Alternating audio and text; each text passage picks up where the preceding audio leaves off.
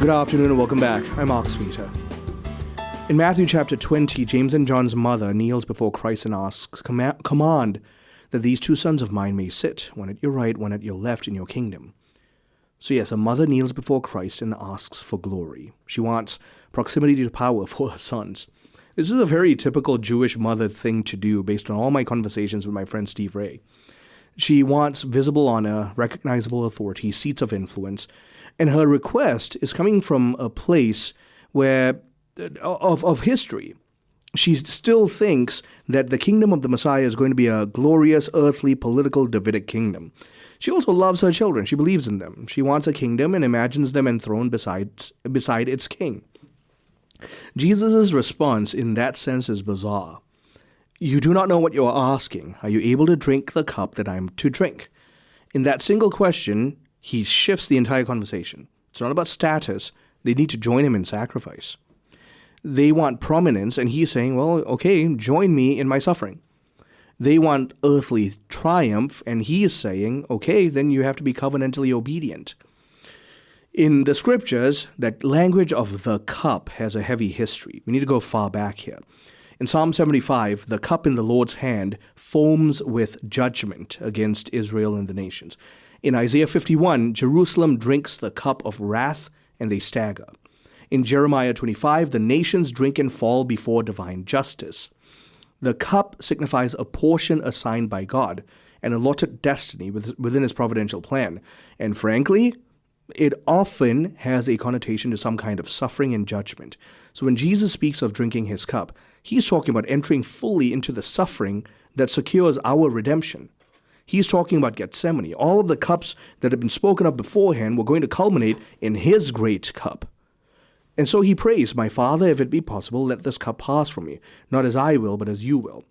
Because the language of the cup, in even Jewish theology, is about obedience unto death.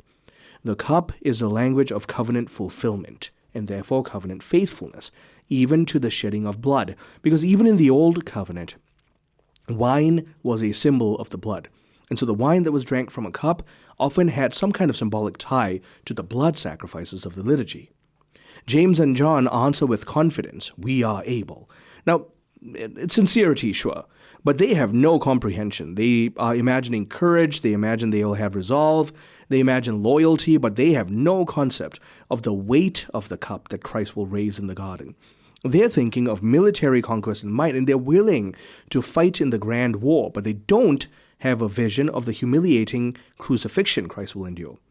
And so Jesus affirms that, sure, you will drink my cup, because he knows that the two of them will die for him, eventually. James will become the first apostle to be martyred, struck down by Herod's sword. John will endure exile, persecution, and long endurance for the sake of the gospel. And so the first and the last to die would be these two brothers. In that sense, they really are seated on the left and right of the king. They will indeed share in the Messiah's suffering.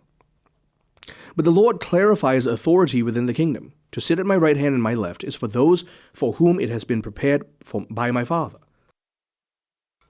Christ here is anchoring the concept of glory in his Father's sovereign will with suffering and his divine providence. If you want honor in the covenant, well, it flows from divine preparation, from God's eternal wisdom, from the mysterious ordering of grace. We can't strive for glory in God's kingdom in the same way, even if you can do so in an earthly manner. So when the other 10 hear of the request, well, they all get indignant.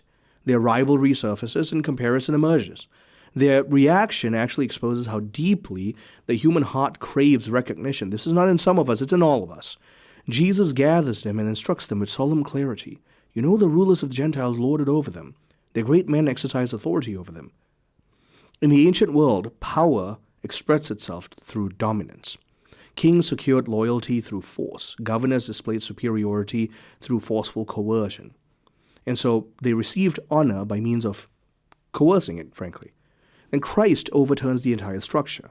It won't be so among you. If you want to be great, you must be the servant. Whoever would be first among you must be your slave. And in these words, he establishes the reversed law of the kingdom. It's bizarre to all of us, and yet this is what makes sense. Authority kneels before the Lord. In the Greek text, the word for servant is diakonos. where we get the English word deacon. Typically, the diakonos, the servant, is one who ministers at the table, in this case, of the liturgy. But the word for slave is doulos, and that's a entirely different category. Within the covenant family, then, not all of us are called to be deacons who minister at the table, but all of us are called to be doulos, to serve with a sense of surrender. If we want to elevate ourselves, we need to be humble. Again, I say this for me more than anyone else. Jesus grounds this teaching in his own mission. The covenant life of the Christian reaches this summit, even as the Son of Man came to serve and to give his life as a ransom for many. Now, in invoking the title Son of Man, he's looking at Daniel 7. A figure like a Son of Man receives dominion, glory, a kingdom that shall never pass away. But that majestic ruler approaches the Ancient of Days, who is God, and he receives everlasting authority. But the same Son of Man declares his kingdom expresses itself through service and through the giving of his life as a ransom. The term ransom, to understand that, well, we got to go back to Exodus 6. The Lord promises to redeem Israel with an outstretched arm. In the ancient Near Eastern context, a ransom price was what was paid to liberate a captive from bondage. Typically, a captive that's put in bondage is put into servitude and slavery. You paid a ransom price for their freedom. The Greek word here, lutron, is a payment that frees slaves. So Jesus is identifying his own life as the ransom price to free the slaves into freedom, because he is saying that his death is what's going to deliver us from the slavery of being in the captivity of the evil one. His blood was going to secure us freedom from sin and death.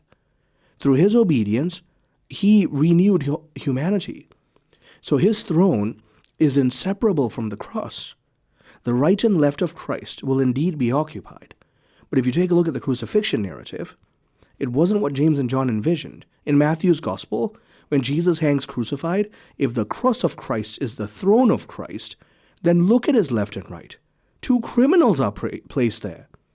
And the positions of perceived glory now become clear for all to see. It's a place of shared suffering with him. The kingdom of Christ manifests itself through cruciform love. This passage strikes our modern hearts. It makes us uncomfortable, to be sure. And this is why. We all want influence, even within the church, within society, within family. Many of us want to shape history, to guide institutions, to stand near visible power. All of us have that struggle. But Christ redefines that influence. He tells us to empty ourselves. He tells fathers, serve your households through sacrificial fidelity. He tells pastors, shepherd through personal holiness and tireless care. He tells mothers, offer daily hidden gifts of patience and endurance. He tells every disciple, drink the cup assigned by the Father. That teaching ought to reshape how we think about our vocations. In baptism, each believer enters the new covenant sealed in Christ's blood.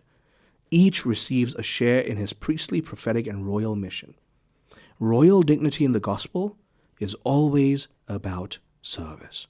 So what's the cup? Am I willing to receive a portion that the Father assigns? Am I prepared to endure the suffering, the cross, the misunderstanding, the loss, the sacrifice of faithfulness? Am I ready to measure greatness by conformity to Christ? Those questions are the core of our discipleship. They separate us from the worldly concept of glory to the heavenly concept of glory. In the end, seats of honor in the kingdom belong to those conformed to the crucified and risen Lord. His authority flows from love poured out on the cross. His crown is one of thorns that he wants to share with us.